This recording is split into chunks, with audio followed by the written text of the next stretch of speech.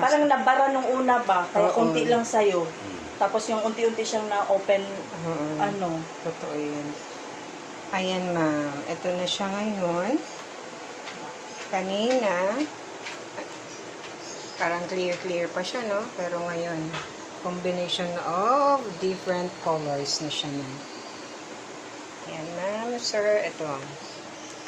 Ganito ka-amazing ang detoxification ng Ion Cell Cleanse Detoxification Machine ni Waters Philippines po.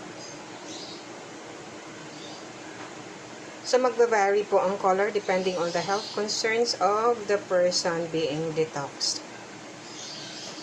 Again, this is a 30-minute foot bath for 14 sessions. Now, after 14 sessions, once every 2 weeks na lang po for maintenance. Pero, kung high blood po kayo, kumain po kayo ng fatty, isang katutak na lechon, huwag nang hintayin ang 2 weeks. Detox agad kinagabihan. Yun yung kagandahan pag may NICC po ang family. In case of emergency, malaking tulong din po siya. Kaya na yung na-share ko sa inyo, Sir Jaymar, na yung anak ng nurse na food poison, na nagpa-detox siya pag uwi niya sa bahay. Pa-detox siya sa mami niya. In the middle of the detox session, tumakbo ang bata CR kasi vomit siya ng vomit at saka poops ng sobrang baho daw talaga.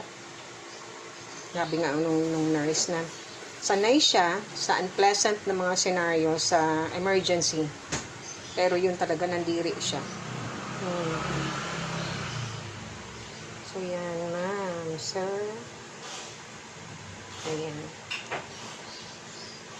Prevention is better than cure. Toxins can kill. Really. As in. Kung hindi po yan lumabas sa katawan, ano kayang sakit ang pwedeng ma-develop po dyan? Great investment for the family. How I wish, no? Na mas marami pang Pilipino ang makaka-avail nito. Plus, of course, the biomineral pot. Malaking bagay. Oh, by the way, speaking of biomineral pot, inom kayo, Sir Jaymar, ng alkaline water from the biomineral pot.